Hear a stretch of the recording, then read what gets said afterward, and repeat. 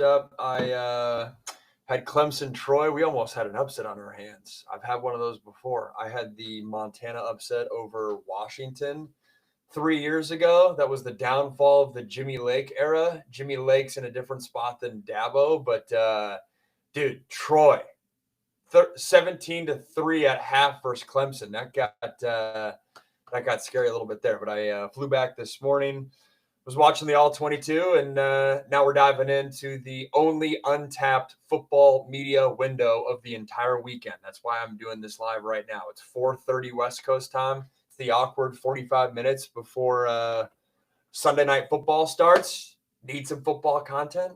Why not tune in? We'll do this every single Sunday. I'm also going live every Saturday night after my game from the booth.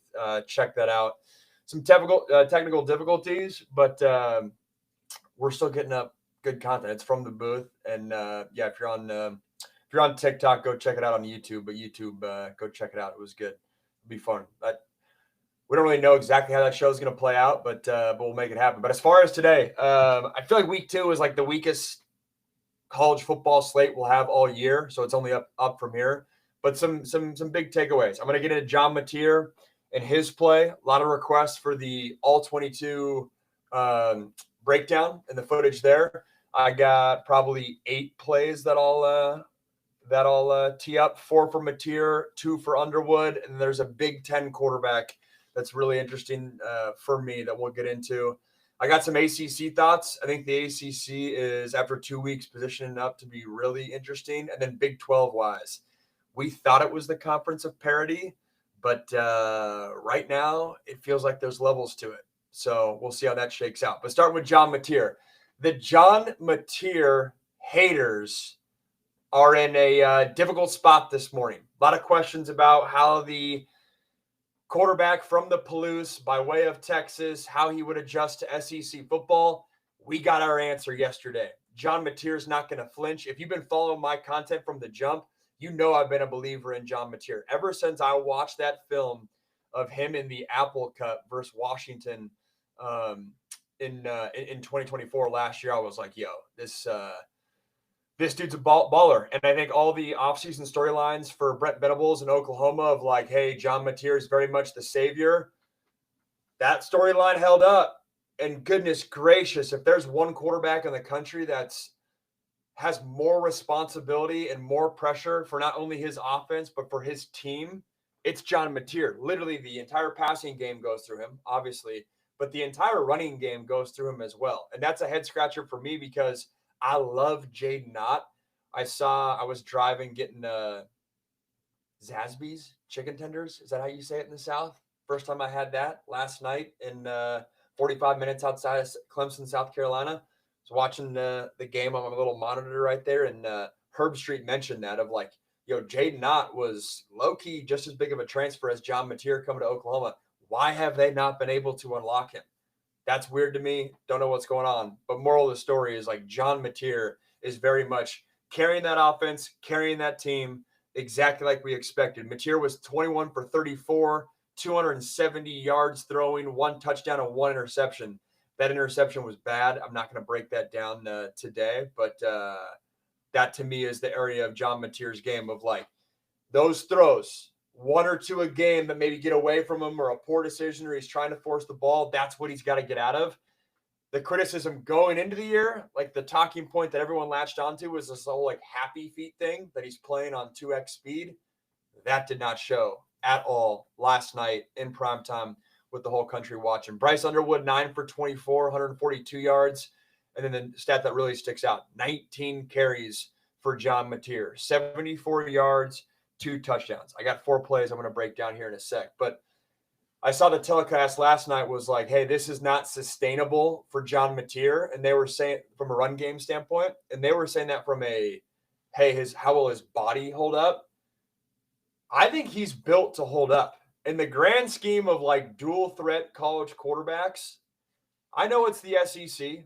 I know he's coming from Washington State. I forgot how big he was. Or like his size and his strength translated better than I thought they were. Than I thought they would. Like when he was at Washington State, I was like, all right, I know this guy's athletic. You can tell he's sturdy. But all right, is that just because he's playing Pac-12 and Mountain West opponents? Like, is that really going to translate? It very much did in the SEC. I think he's a better athlete than Baker Mayfield, and I think he's a better athlete than Cam Ward. If he keeps playing on this trajectory, we're getting ahead of ourselves, but that's what we do here. That's what us talking heads do. If he keeps playing on this trajectory, they got Auburn in 2 weeks. They got the Red River rivalry in 3 weeks. There is no reason he can't be in first-round NFL draft conversations here in 4 weeks. No reason. I have not watched a quarterback. Garrett Nussmeier might have something to say about it. Lenora Sellers might have something to say about it. I've not watched a quarterback this year that bears more responsibility for not only his offense, but his entire team than John Mateer. There's other guys. Drew Aller, Cade Klubnik, those guys are insulated a little bit in their offense. Not a little bit. I don't know why I qualified it. They're insulated. They can lean on a run game. They can get easy throws because of their athletes out wide. John Mateer is very much running that show. And that Michigan defense was legit. And you had John Mateer throwing absolute dimes. I'm going to share my screen here on YouTube. This right here. This is the first drive of the game. You got the nerves. You got the energy. Check this out. One of the best throws I've seen in college football. Shotgun, he's going to rip a cover 2 hole shot to the top of the screen. Right here, drop back. He's going to rip it right in this window. This is big time. You've got a safety screaming over to that side, closing quickly. This receiver is not even past the corner, yet John Mateer, the confidence, how decisive he is. Again, when guys transfer up to a new level of competition, sometimes there's concern about, hey, do you get gun shy?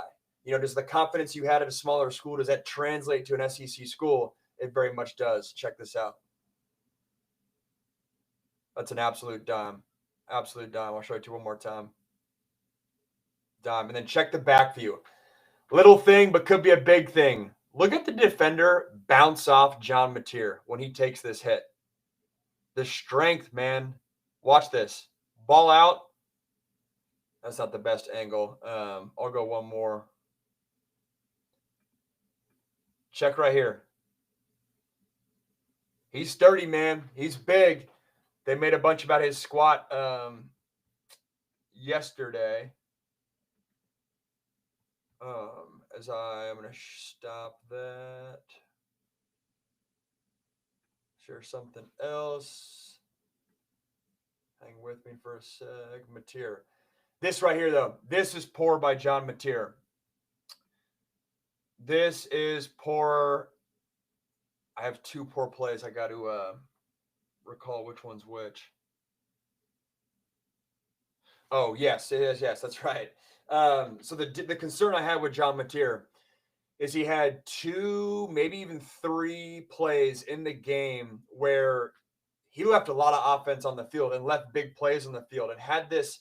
He's got that, smooth. I don't want to call it a flick because flick has negative connotation, but he does that. He didn't put air on the ball and allow his receivers to run under it for home run shots. And if it happens once, it's like, all right, whatever. But it happened twice, and this is the first time it happened in this game.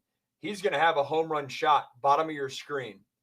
Receiver's going to break free. Throw this 43 yards down the field, not 33 yards down the field. He tries to drive it, and you can tell, again, slot receiver on a slot fade. You can tell he's trying to get a back shoulder fade here, but there's no need. Right here, that receiver, he's past him. Throw this up. Throw this on the 10-yard line. I know his safety is coming, is ball hawking over, but throw it over the top. Allow your receiver to make a play. He did it once there. And then he did it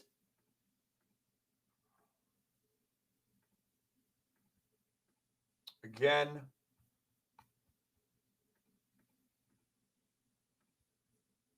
Right here.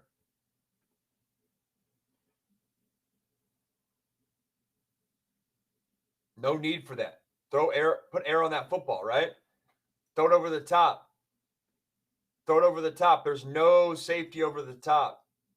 And he's got that motion where he kind of like, I don't know. It's like he's holding his shot from like a basketball standpoint. For those of you guys on TikTok, we're talking John Mateer film. YouTube, check out this back view though. Put some air on this, right? Happened twice in this game. One time it's an accident. Happens the second time, you're like, all right, is there something here? This is a very nuanced concern. This is not a big concern, but you see that little motion where he's kind of like, flick it in there a little bit, put some air on the football, and you'll be just fine. But on the flip side, the very next play after the play that you're seeing on YouTube, the very next play is this guy, which is an absolute dime. Absolute dime. He's an absolute playmaker back there. Watch him break the pocket. This is the next play. How do you respond after you make a mistake? You roll out and you put this seed right on a dot. I don't know when dot became a term in football, but I've embraced it. Check this out. He's going to break the pocket. Again, the confidence. He's got that burst, man. I didn't realize how fast he is. He's faster than Baker Mayfield. Baker was a great passer, and, a lot of the traits that you need, but like that right there, that is making plays. Be wary if you're going to blitz John Mateer. You give him man coverage, he'll beat you with his arm. And if you go man coverage and he breaks the pocket, he can make you pay there as well. John Mateer's special, dude. Everything that we thought this offseason lived up to it. No happy feet. I mentioned that. Again, the matchup's coming up. He's got Auburn in 2 weeks, Red River rivalry in 3, maybe 4. And again, if he stays on this trajectory, if he just keeps doing what he's going to do, or just doing what he's shown the first 2 weeks, he will be in the NFL first-round draft conversation. I've said this before. He had better film his last year at Washington State than Cam Ward did. And then he's showing out the strength and the athleticism. I think Cam Ward, we'll see arm strength-wise how he compares to Cam Ward. Cam Ward had a knack for making some big-time throws from the pocket, which that's what you need. The running around throws by Mateer, that's great in college, and that's fun. That certainly plays a factor in the NFL, but I'd rather have elite throws from the pocket, which Cam Ward was great at. But Mateer, dude, he's a better athlete than Mateer. Mateer's a better athlete than Cam Ward. Passer, we'll see. He's got to develop there, but don't sell your Mateer stock. Don't sell your Mateer stock. On the Bryce Underwood front, I want to touch on him real quick. One of 3 things has to be true for this Michigan offense. 1, Bryce Underwood, let me back up, because the offense is not free-flowing. The offense feels really basic, not very creative. I know there's Michigan fans that are like, yo, we got to let Bryce Underwood cook more and let him throw more. I get that. I see that. One of 3 things has to be the case for Michigan. Bryce Underwood is not consistently executing progression passes in practice. As a result, his staff is nervous about putting those on his plate and nervous about the fact that he might either turn the ball over or take sacks, and you can't have that. And that's why the playbook has been very simple. The pass plays are simple. Anytime you're seeing, a half dozen to 10 rollouts a game and bootlegs, that should go ding, ding, ding in your mind of like, that's a coach trying to protect his young quarterback. The reason you roll your quarterback out is to split the field in half and have him only worry about one section of the field. That makes that Michigan offense very predictable. But 1, it's Bryce Underwood not executing his progression passes in practice at a consistent clip. 2, Chip Lindsey is just a very conservative play caller. And I had him a year ago. I called the North Carolina game when he was with North Carolina and they had Omarion Hampton.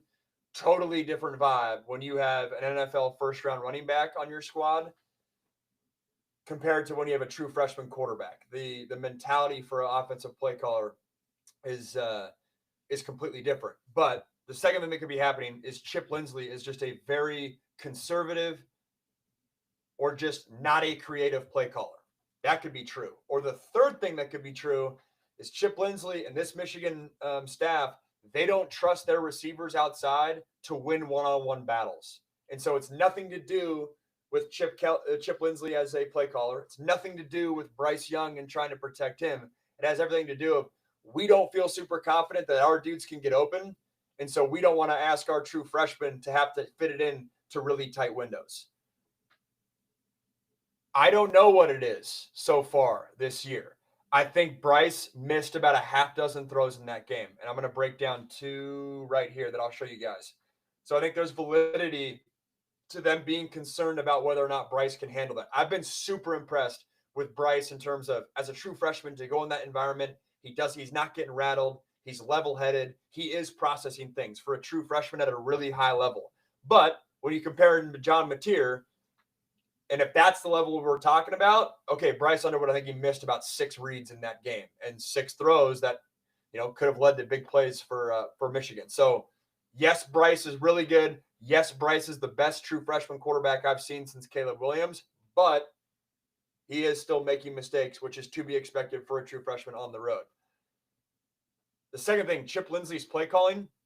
If I was facing Michigan, I would bring field backer pressure every other snap. Why? Because when you blitz, Michigan is rolling out and doing tons of bootlegs to the field, to the wide side of the field, for the exact reason that I just talked about. If you're blitzing a single backer dog, you can still have it be just a five-man pressure. It doesn't need to be anything super exotic. But when you blitz a backer off that edge, which Oklahoma did multiple times, that's an athletic defensive player right in the face of Bryce Underwood. And he's having to manage that. And oftentimes when he's faking the run the other way and his back's towards the defense, then he turns around and it's a backer like right up in his grill, it stops any momentum of those play calls getting started. And then the receivers, I know they got some talented dudes, but I think that's a justified, and I know that one throw that Bryce had, third quarter seam route down the middle to number 1, that was a hell of a catch. But they haven't been aggressive with their play calling. They haven't really teed up one-on-one matchups from my perspective in the first 2 weeks. Where's that receiver room at? Where's that tight end room at? Obviously, they lost Loveland a year ago. But, and maybe it's just Oklahoma is legit. First play right here, though, that's a cause for concern as I share my screen on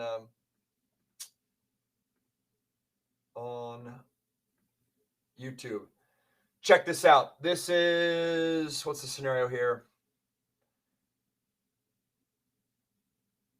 I'll go to that play next. This right here is 1st and 10, second quarter. You're backed up. This is a young quarter. This is bad on Bryce Underwood. Again, I'm being critical. I've been super impressed with him as a true freshman quarterback, but when you're evaluating the quarterback play and Michigan fans are getting frustrated for why they're not throwing the ball more, this is why. You're backed up. This is Bryce Underwood pre-playing the play in his mind. He's not even going to read the defense. He's already decided in his mind where he's throwing this football, and he's throwing it right here to this the number 2 receiver on a vertical slot fade. He keeps his eyes down the middle of the field or down the left hash to prevent this safety right here from floating over this home run shot. He thinks he's got man coverage.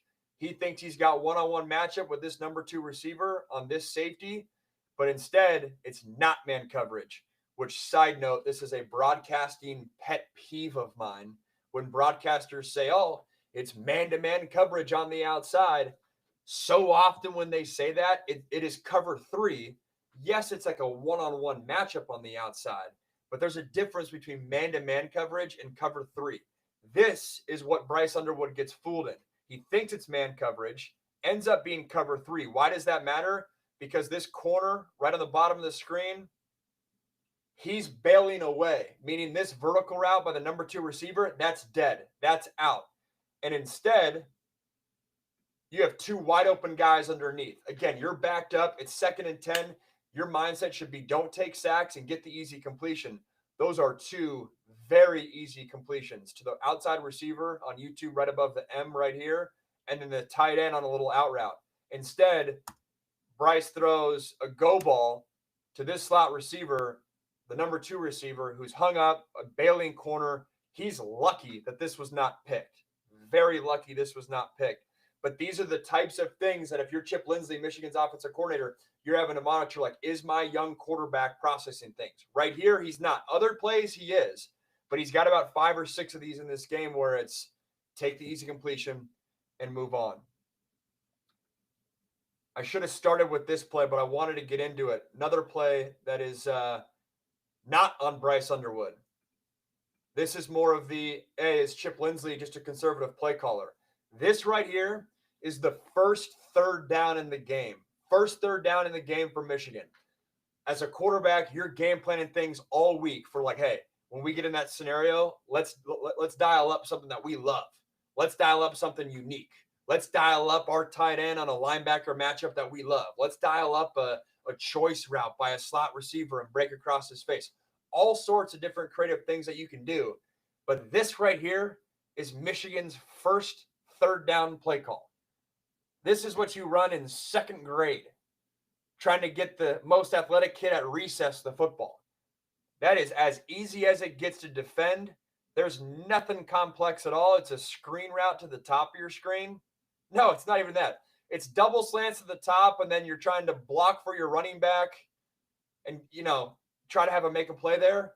That's the type of call you make on like 3rd and 10 when you have a young quarterback and you're like trying to not have him get in trouble. 3rd and 5, let your quarterback eat. Give him the keys to the car. When you have a young quarterback, you can go overkill with trying to protect him too much. If you go so conservative with your play calling, you prevent your quarterback from having answers. I did not like this play call. First third down in the game, you allow Oklahoma to get momentum. This had no shot from the start. It's a good defensive call, but this is, you got the corner knifing in there. This is just,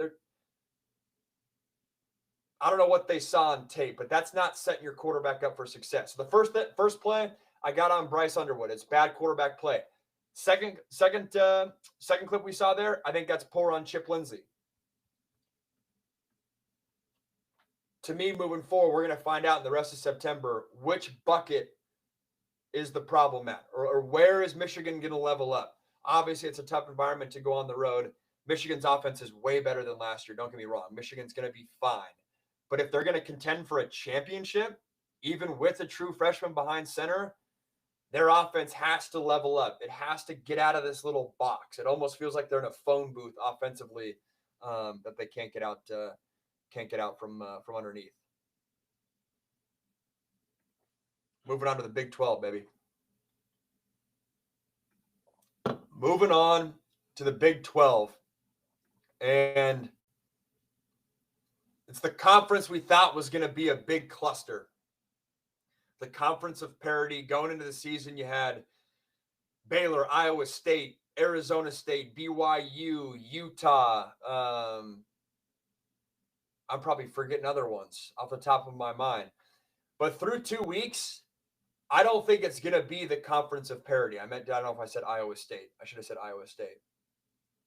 My gut's thinking that this is not going to be the cluster that we all thought. The betting sites had every team in this conference between 5.5 and 8.5 wins heading into 2025. That's unheard of. To have your conference champ have the betting line only be 8.5, obviously that means one of those teams has to go over. That's bizarre. There's not another conference in college football that has that. But the reason I say that is just look at the landscape of the Big 12 through 2 weeks. ASU, who, if you followed my content, I didn't call that exact upset. I know Herb Street did, but I've told you guys for the past 3 months, Arizona State made me nervous. Last year was the perfect storm for them. Kenny Dillingham is still a great coach. It's hard to replicate that. I thought we were getting ahead of ourselves on Sam Leavitt a little bit, and I wanted to wait and see how he played without having an NFL workhorse right next to him, which I saw Scadaboo's first NFL touch today. Dude looks little in the NFL, but he can pack a punch and broke 2 tackles. But anyways, Mississippi State upsets Arizona State. I think Arizona State's going to be big picture fine, but they're getting back down to the level that I thought they would be. I didn't think they would be the powerhouse in the Big 12, but they still have an NFL quarterback. They got a coach that I like. They got playmakers out wide. ASU could very much still make noise in the Big 12. And shout out my old former teammate, Jordan Simone, Arizona State legend. I like the tweet that he had last night of, hey, maybe this is one of the best things possible for ASU because it grounds them from all the hype that they had this whole offseason before they get into conference play. Iowa State's resume is looking good. beat Kansas State. You beat Iowa. Iowa's the next segment. Their offense is fascinating to me. I'm going to break that down through 2 weeks. But Iowa State's probably for most people the leader in the clubhouse. Baylor, oh baby, I was up in the booth calling the Clemson game. We had a weather up in the booth calling the Clemson game. We did the open. I looked down. I'm like, dang, Baylor's down 2 touchdowns. That was a betting line that I liked. For those of you guys that watch my Friday Night lives, which I'll keep trying to do throughout the season for my 15 best bets for the week, I liked that Baylor line. I thought they would respond. But anyways, they were down 14 with 6 minutes left to go in the fourth quarter. And I was like, dang, they're done. I look back down, tie ball game, double OT. Baylor finds a way to get it done. 48-45 in double OT. Sawyer Robertson, 50 attempts in that game, 34 completions, 440 yards, and 4 touchdowns. Big thing on that stat sheet, no picks. Kevin Jennings, 1 pick. Kevin Jennings, fan favorite of the program. We have a little Kevin Jennings little niche on the YouTube channel. I love Kevin Jennings. That's a joke for anyone new here. 16 for 22, 295 yards and 3 touchdowns. A lot of people had Baylor as their sleeper team of the year. I don't think they've been living up to that hype. The defense has been cause for concern through 2 weeks. Offense, they can still make some noise. Baylor, still very much a factor. Texas Tech, they haven't been tested yet. On paper, they're the team that was ready to pop in 2025, given all the commitment that they've made to NIL. Haven't been tested, but they'll certainly be in the discussion. I haven't watched any of the All-22 from any of their games. So far, taking care of business, but we'll see. BYU, another team that's starting a true freshman quarterback, like Michigan. I watched their game, the All-22 of their first game against, who'd they play? Sacramento State? Portland State. Sacramento State? Portland State. One of them. That's another offense that is very much insulating their young quarterback. They do a lot of different creative things in the run game, but they do not want the game to be on the shoulders of their young quarterback, Bear Bachmeier. I think he only had like 14 attempts week 1. They got after Stanford's ass yesterday. Stanford, man, that's a take for a different day, but who baby, that's not looking good. But BYU, they're always going to have an advantage in the NIL era, given that they have the stickiness of their talent staying on their roster because of the religious aspect, and then also the maturity aspect is another advantage for BYU. That's low-key a big deal. When you talk about, all these other teams that it takes a month for them to get used to themselves and figure out who they have on their team, that's not necessarily the case for BYU, even though I know they have a young quarterback. BYU is interesting. The whole state is interesting. And if I was a betting man right now, I would say the state of Utah will decide the Big 12. Because to me, right now, through 2 weeks, the Utah Utes are the best team in the Big 12. We said that last year. I said that last year, along with everyone. Utah was another fan favorite for a sleeper team, maybe not nationally, but certainly in the Big 12 in terms of offseason storylines. And hey, John Mateer lived up to his. Utah and Devin Dampier have lived up to theirs. And the one thing that sticks out, I'll get into Devin Dampier, but Utah's offensive line, that left and right tackle, they're different now. They're different, especially in the Big 12 where front 7 elite talent is hard to come by. Utah's left and right tackle, they can win you ball games. That Utah offensive line can win you ball games. Devin Dampier, the transfer from New Mexico State, I always forget. He looks sharp now versus UCLA. They let UCLA have it week 1, and I saw they got after whoever they played yesterday. Different kind of offense for Utah. It's not the different personnels, motions and shifts, tons of tight ends, more of a complex passing game.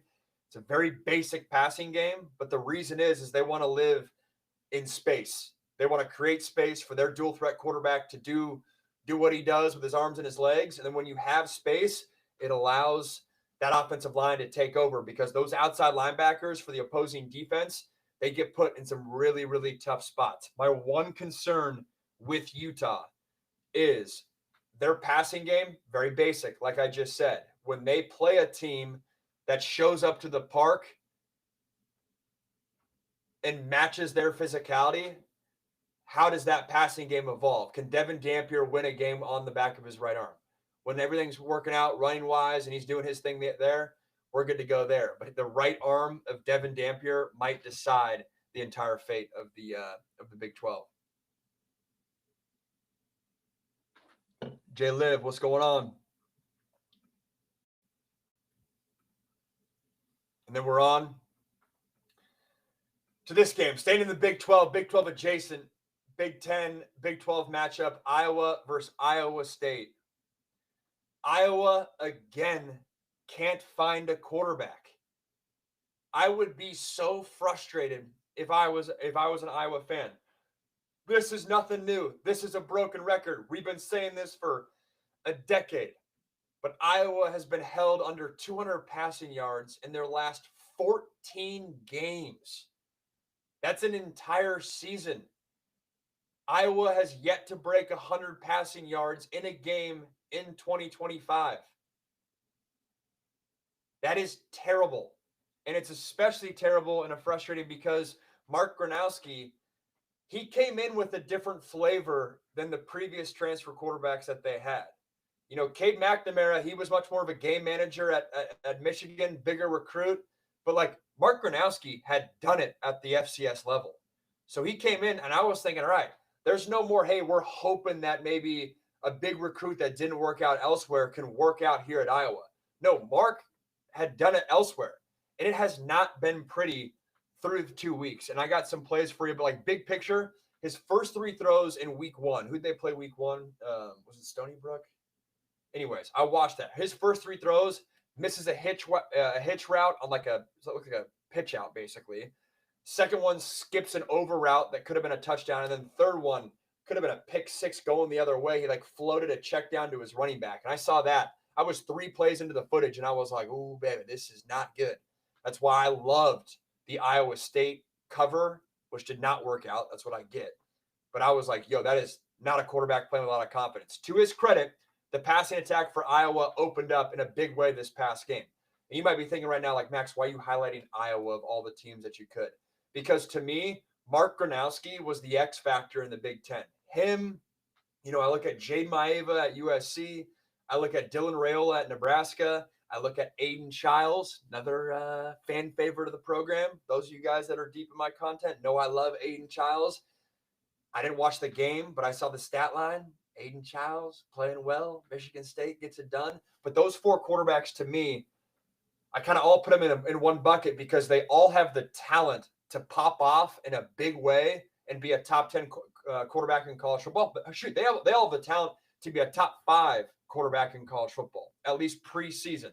So far, the X factor, I made this short form video in August. Mark Gronowski, it has not worked out, and it's not. It has not been pretty. And here's what I mean. Let me show you 2 clips here.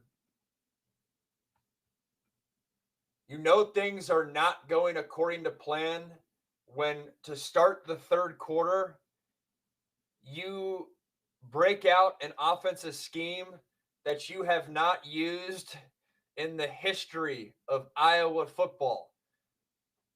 For football fans that don't know what I'm about to show, it's called the slow mesh. Wake Forest, they invented it with Dave Clawson and the offensive coordinator. I'm blanking on his name.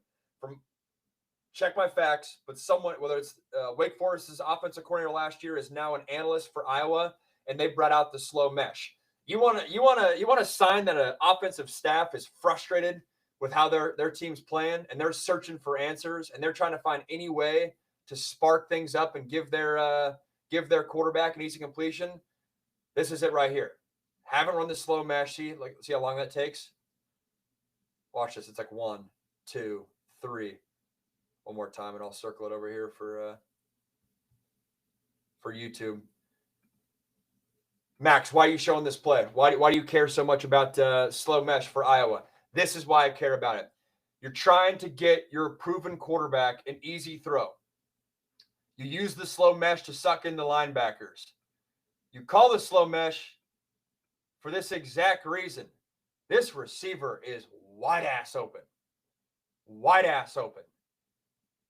Both backers sucked up into the A-gap. I don't know why this ball is not thrown. I don't know why this ball's not thrown. I don't know where his eyes are. This would give me cause for concern if I was Iowa, because the thing you loved about Gronowski, I always want to say Gronkowski, is his experience. That's a missed opportunity right there. Get the ball out of your hands one more time. Slow mesh, ball. That's an easy completion.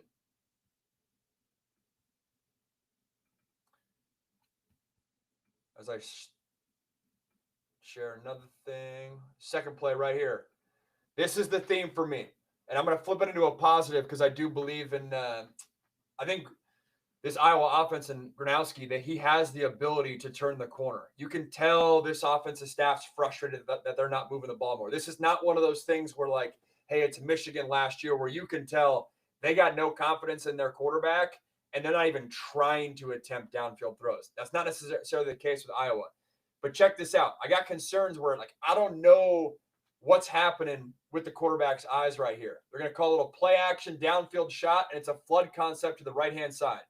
Your eyes should be going down, should be staying on this right side the entire time. Work this progression on the right side. Like I said for Bryce Underwood, you're backed up. Don't worry about the home run shot. Find yourself an easy completion. And this tight end working left to right is wide open. Wide open. Wide open right there. Your whole vision should be on the right-hand side. I don't know why this ball doesn't come out. And the reason I'm harping on this is it happens probably 6 or 7 times in that game where you can see his eyes getting all over the place. You know, it's one thing if, you know, you're not on time and not getting the ball out. It's a whole different beast if you're a veteran quarterback that's played a lot of football and your eyes are down, they're up, they're left, they're right, you're not sticking with your reads. That would give me cause for concern. The flip side, the positive though, dude, Iowa's leaving a lot of yards on the table. And Iowa, we'll see how Vegas reacts to Iowa not scoring points. Here's a little betting line for you guys that I like. If Vegas views this Iowa offense as like, oh, we've seen this story before, it's the same story we've seen the past 5 years, Iowa can't score the ball, I promise you, Mark Gronowski, he has the capability, and it's only a matter of time before one of these games he gets hot in the first quarter. This offense lights it up, you get momentum, and they come out of nowhere and put up like 35 on some opponent. It's going to happen. They left a lot of offense out on that field versus Iowa State. The inconsistency gives me cause for concern. It makes me think that Iowa's not going to contend for a Big Ten title, but it does make me think that if you let Iowa get a home game, get momentum in the first quarter, they could totally sneak up on one of these big boys. I don't have their schedule right in front of me, but depending on where Vegas nets out on some of these lines, you know, if you give me sorry, someone's yelling outside. If you give me Iowa 5 points at home versus one of these big dogs, that could be, shoot, might even be more, like 7, 9 points. There could be something there. From the Big 12 to the Big 10, now to the ACC. Yesterday, I called Clemson versus Troy. Got my call sheet right here. I feel like it was a good opportunity to give you guys my sense of what the heck's happening with Clemson. Before that, though, let me give you guys a stronger take. I think the ACC is on track to dictate the college football playoff and how it all shakes out. And here's what I mean. The ACC looks like they could have a path towards getting 3 teams in the college football playoff. It also looks like the SEC is on a path to beat each other up, right? All the teams that we've seen so far through 2 weeks, you know, some better than others, obviously, but no one really laying eggs.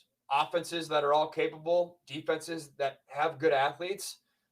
If that happens and the SEC beats up on each other, maybe there's a world where it's not a clear-cut 4 teams that get in. Maybe you say the same thing about the Big Ten. And last year, the drop from the 4th team in the Big Ten, Indiana, to the 5th team, whoever that was last year. What was it? Iowa? USC? I forget who it was. My point is, it was a very clear line of like, oh, of course, Big Ten gets 4 teams in. And then I know last year, you know, the SEC was thinking, hey, maybe we even get 5 teams in. But if the ACC, let me walk through the scenario for you. If Clemson takes care of business, even if Clemson loses one more time, and they're a 2-loss team with one of those losses being LSU, Clemson's in. Miami looked the part. Carson Beck looked the part. I was not as high on Carson Beck this whole offseason, really the past year, as much as other people. He's proven me wrong. If Carson Beck is something, and that Miami team is where they were last year, Miami could be in.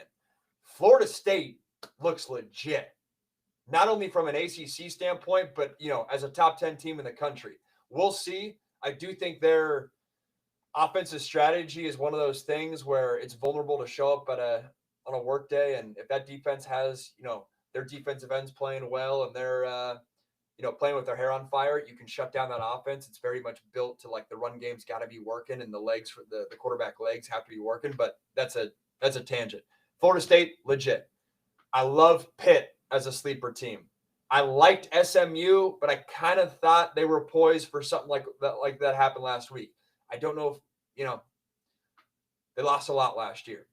I really like Louisville. Louisville showed up so far through 2 weeks. And then the fourth team that I'm missing is Georgia Tech. Georgia Tech, big game this week. Georgia Tech versus Clemson. That's a line that I'll talk about Friday night on my live because you got Clemson favored 9.5. That's a lot of points going up against Georgia Tech.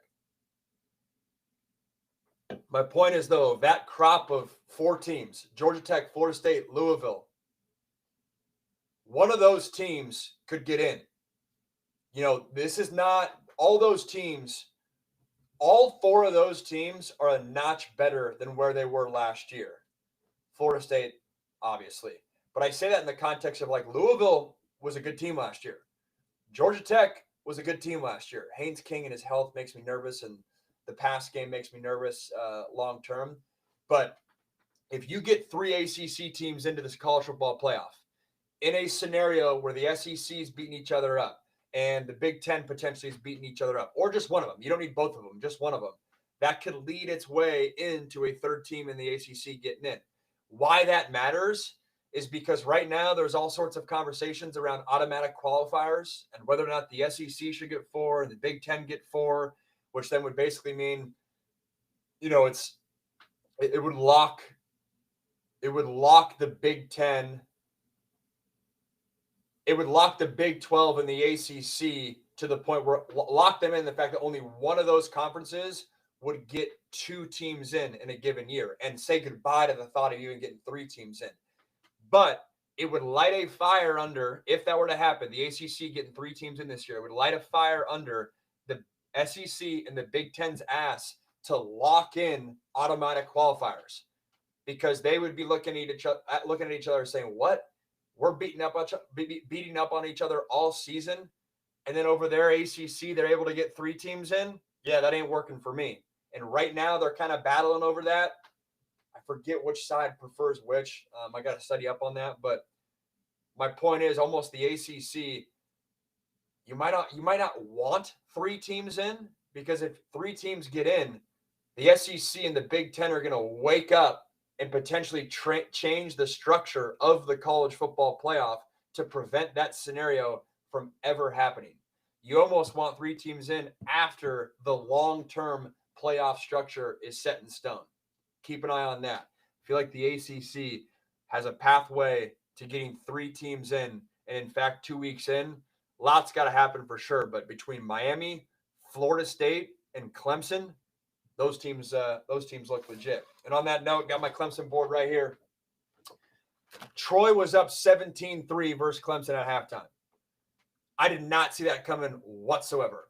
I thought it was going to be Clemson waking up after a sluggish second half versus LSU, and that did not happen. I still think Clemson's on a path towards getting into the CFP. I have concerns about where they're at offensively, but I love their defense. Their defensive front 7 is legit. Secondary-wise, their safety spot is the one area that gives me concern. In our game, Ricardo Jones got hurt. He's one starting safety. And then Khalil Barnes, the other starting safety, was already hurt. That safety group is one to keep your eye on if you're tracking Clemson. Love their defense. For Cade Klubnik, the analogy that I was using last night, again, I'm going live in the booth after every game I call this season. So check it out. My kickoff time will change, but last night we were live from Death Valley. The analogy I would use is this Clemson team feels like, when you get like a bottle of Coca-Cola and you like shake it up, or like it rolls around in the bag, or like the backseat of your car, and you get out and you're like gearing up to open it up, and you just know like you just need something to break the pressure and the whole thing's going to release. That's how this Clemson offense is. I feel like they're so in their heads. And in the fourth quarter, Cade Klubnik had an absolute dime on a post route to Bryant Wesco Jr. And that could be the throw that potentially like gets them back on track and settles them down. Their offense has been terrible. I think that Cade has the ability to get back to being, a top offense in this country. I've been slow to roll on him being the best quarterback in college football. To me, right now, the three best quarterbacks in college football are Garrett Nussmeier 1, John Mateer 2, and Lenora Sellers 3. I do not put Cade in that level or in that bucket, because this year he's missed some reads. He was late on some throws in the games that I had in the open, and then I posted a short for him. Go check it out on TikTok and YouTube Shorts of 2 plays that he missed in last week's game versus LSU. There was 4 more I could have broken down, but he's missing too many opportunities. And then I don't know. So far, he has not shown to me that he can win you a high-level football game from the pocket with his right arm only. I think you need that to be the top quarterback in college football. John Mateer, I think he's done that. Garrett Nussmeier, obviously done that. Lenora Sellers, he's getting there. Lenora Sellers is a better athlete than Cade run game-wise. And I probably put Cade 4 right behind those guys. I'm higher on Arch Manning. That film last week was good. His arm's like making me nervous and whatnot. But Clemson, defense is legit. Schedule's super manageable. Like, I'd almost make the take that I think the pathway to the playoff is more straightforward for Clemson than it is LSU, even though LSU has beat Clemson. I just think Clemson, they're going to be able to wear on the middle road of the ACC teams, just because they're in their own tier when it comes to front seven talent. Offensive line wise, dude, Troy's defensive line held firm, and Troy's offensive line held firm too. But that's a good Sun Belt offensive line. But I just think Clemson has the ability to beat you in different ways. I think their offense ultimately wakes up. But this week, that's one of the top games in college football, on the road versus Georgia Tech. I don't know where I stand with that line. Clemson favored 9.5. That's a lot. That is a lot of points, and we'll see if Haynes King is active. But those are my segments today. I'll clip these out. They'll be on YouTube with the all 22 footage. Making sure that that uploaded. We got 12 more minutes. What questions we got here? Oregon looks like the best team in the country. Tell me you're wrong. You're not. I made that comment on air yesterday. Oregon, to me, in terms of how impressive a team is to how much we've talked about them, Oregon has like the biggest delta of any of the teams in the top 10. Everyone above them has gotten some sort of national praise, whether it's Penn State, Notre Dame, like a national praise or national coverage. Oregon, the fact, when I first saw that line versus Oklahoma State, and it was Oregon favored by 28.5, I was like, bro, Oklahoma State is not that far removed from being a really good football team. And they're still a Power 4 football team. That's the type of line you would see when Oregon's playing Portland State. But you guys will see it on my Friday Night Live when I give you guys my 15 favorite bets for the week, or my 15 bets for the week. I took Oregon to cover. That team is phenomenal. I hope you guys locked in my value Dante Moore Heisman bet. You guys asked me, hey, what's the best value Heisman bet back in July and August? I told you Dante Moore. Hopefully you lock that in. If he's going to put up numbers, he can make some noise.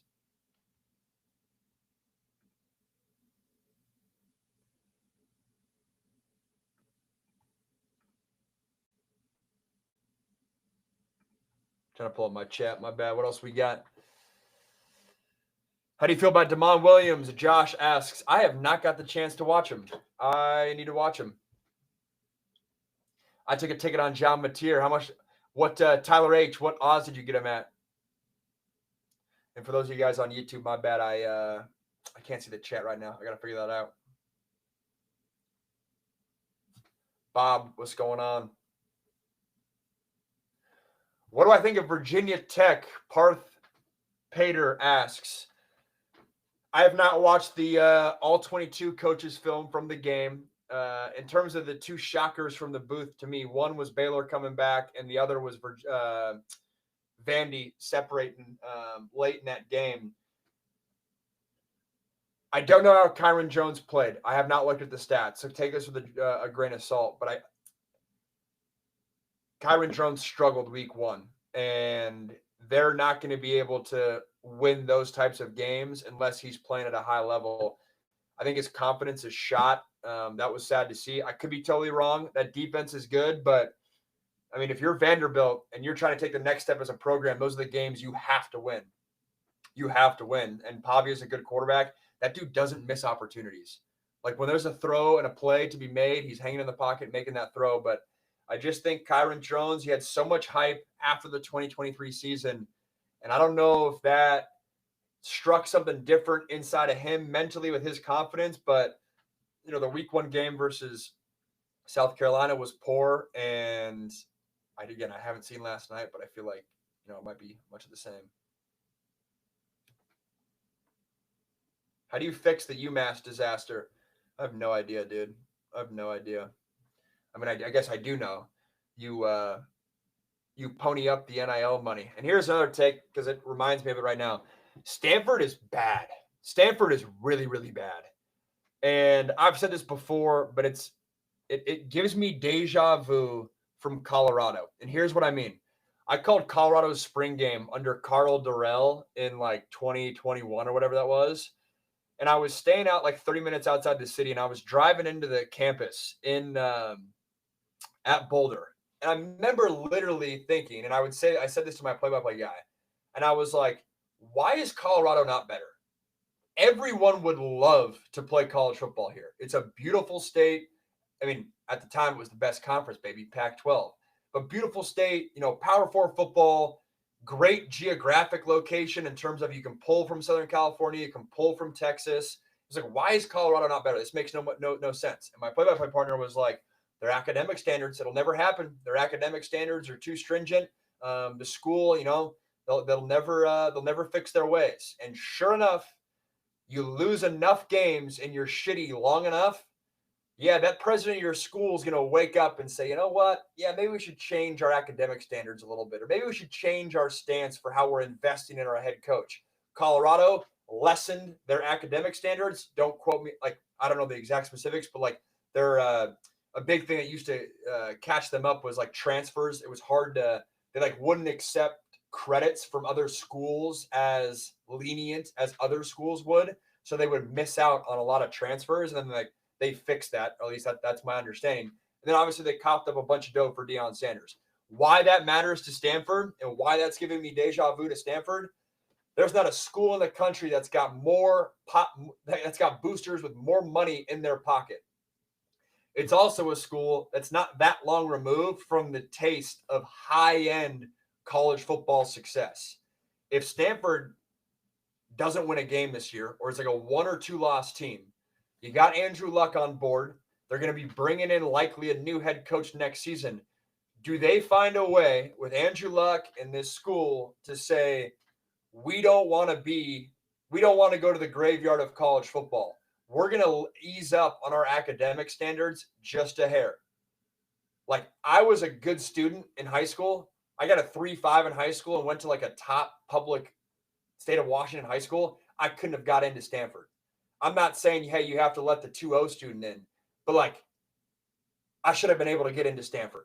Bring the academic standards down, pony up all the NIL money from your boosters. And if another season like this goes by, a Stanford boosters might wake up and say, enough's enough. This is silly. All right, we'll give you $15 million a year and go get your transfers. Lessen the academic standards just a little bit. You can still keep the prestige of Stanford, and then turn on the well of Stanford NIL money. Keep your eye on that. It's giving me deja vu from a conversation I had 5 years ago about Colorado. Colorado woke up, and I know some Stanford fans probably will listen to this being like, Max, Stanford's not in the same bucket as Colorado. That's not my point. I know that. My point is, if you suck long enough, and at some point in your school's history, you've had a taste for success. Colorado won a natty in the 90s. Stanford was a consistent top 10 program for about a decade there, 7 years there. You get that taste, pair that with the frustration of current times, it can activate a school to make changes and boosters to show up. Tyler, yeah, I'm from outside Seattle. Funny fun fact for you guys. Fun fact. This might be the last one. I never drink carbonated beverages when I call a game.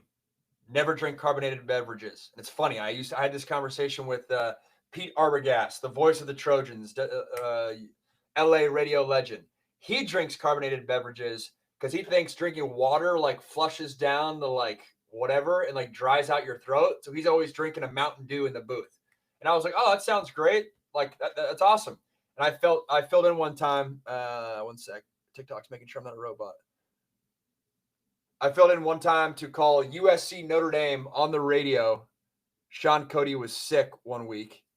And I was like, oh, sweet. I'm like the new young guy. Let me copy Pete Arbogast's way. And then I kept having to like burp and cough like mid calling the USC Notre Dame game on the radio. And I was like, never again, because the carbonated beverages like stuck right there for me. So if it worked for one man, it doesn't work for me. We're water only. Okay. Actually, I'm talking out of both sides of my mouth. The one exception was this week. I had a Diet Coke this week because we had an hour and a half weather delay in Clemson. And so I had a Diet Coke and popcorn, and I was like, all right, it's just 4 or 5 ounces. But most of the time, never carbonated beverages, only water. How will USC do against Illinois? I don't know what that line is right now, but I love the Trojans in that line. Love the Trojans in that line. I feel like it's a totally different mentality if you're Illinois going from the hunter to the hunted. And I like the DNA of this USC team. In fact, I probably should have done a segment on USC. My bad, YouTube. Maybe I can do a little bonus segment on USC because I watched the game, all 22 footage on my flight from South Carolina to LA today. I like this USC team. I feel like the mental makeup of this USC team is completely different than any team I've covered in the past 7 years. They seem grittier. They seem less flashy. They don't have that like mega superstar. Jacoby Lane might have something to say about that. That dude is an absolute beast. But I like where this team's at. Defensive line-wise, they look rangy. They look long and rangy. Offensive line-wise, we'll see. Nothing really popped out to me there. Intrigued to see who that receiver 3 ends up being. Like, teams are going to start doubling Jacoby Lane. That's fine. Mekhi Lemon can, get it done in the slot. Who's that third guy? Maiava's looking good. I'm a believer in Lincoln Riley. I think he's a great coach. How about Clay Helton back in the collie?